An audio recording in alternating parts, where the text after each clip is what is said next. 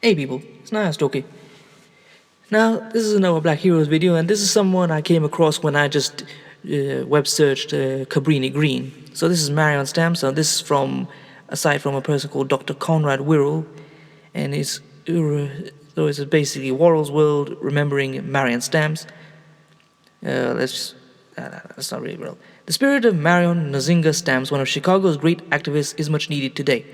Marion possessed the kind of fighting spirit in her organizing work that is truly missing in our struggles today. Marion Stamps was an in-your-face activist. Let us remember her contributions. African people around the world suffered a tremendous loss with the transition death of Marion Nzinga Stamps in Chicago on Wednesday on August 28, 1996 at the age of 52. Since the late 1960s, Sister Marion was one of the leading activists and organizers in the Chicago area whose impact was felt across the country. While coming to Chicago from Jackson, Mississippi in 1962, Marion quickly gravitated to the activism taking place in the black movement in the city, and as the Black Panther Party emerged, she became associated with its work on the North Side in the Cabrini Green housing development. Under the guidance and leadership of Professor Edwin Marksman, Marion and several other powerful African women in America organized and established the Tranquility Community organization based in the Cabrini Green housing developments. After the death of Professor Marksman, it became known as the Tranquility Marksman Community Organization. Whenever someone like Marion leaves on myths and makes the transition, forces outside of the African community always try to interpret these giants to fit their own interests.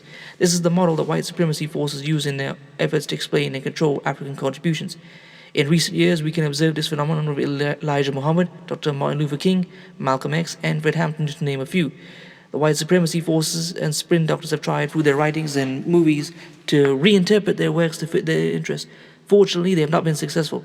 They are attempted to make their move on reinterpreting the life of Sister Marion Nzinga Stamps. The first shot they threw in their efforts to reinterpret Sister Marion began in the Chicago Tribune article written by Flynn McRoberts on September 8, 1996. McRoberts wrote, "For all her ability to grab media attention, and her funeral was no exception, Stamps and her approach to community activism had become largely irrelevant long before she died of a heart attack late last month." Continuing, McRoberts wrote that her verbal bomb throwing had its roots in the tactics of Saul Alinsky, the father of community organizing. But like sloganeering and stunt staging of advocates for the homeless, Stamps' tactics ultimately had little effect on policy, in her case failing to change the course of redevelopment on Cabrini Green. The arrogance of McRoberts' attempts to redefine Sister Marion fits into the strategy of one of the key issues she addressed for over 20 years. In Chicago, Marion was one of the few people who publicly alerted the African community to the land grab screams of the white developers, bankers, and city officials.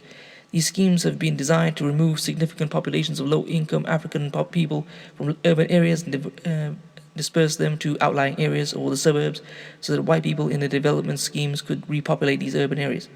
Marion Nzinga Stamps fought with all her spirit and soul on this issue of the land grab and black removal. The white power structure and many of their black allies fought Marion tooth and nail and tried to undermine her credibility with the masses. As a result of Marion's leadership on the land grab issue, many African people were educated on why we should not abandon the urban areas so that white people could take the land back. McRoberts was obviously ignorant to the fact that most of the significant public policy changes that have occurred in America, such as benefiting Africans in America, took place because of the in-your-face activism of people like Marion Stamps.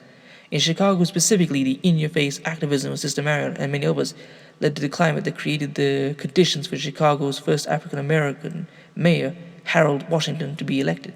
Marion was part of a cadre of activists in Chicago that challenged successfully in the 1970s and 80s the Chicago Board of Education and its racist policies, the Chicago Housing Authority and its racist practices, the Chicago Police Department and its racist practices, and numerous other agencies and institutions in the city. Sister Marion truly understood what Malcolm X meant when he said, "by any means necessary in organizing activities." Marion lived by the slogan, if it meant going to jail, being attacked by the police, or sitting down with the white power structure officials, she was clear that you must use all tactics and strategies to deal with the question of power and self-determination for African people. Funerals often tell a lot about the life of a person. Such was the case at Sister Marion's funeral. The masses of people from all walks of life in the African community in Chicago showed up in droves to pay their respect to this freedom fighter who fought to the end for her people. Finally, Marion was a proud mother of 5 daughters, and her daughter Carla wrote the following about her mother that summarizes much of the spirit of Sister Marion. The way for each of your daughters has been unique to her, and you have uniquely prepared us for our lives. You wanted each of us to be you, but you allowed us to be ourselves. I will never forget how you alone made me feel beautiful, loved, and treasured. Long live the spirit of Sister Marion Nzinga Stamps.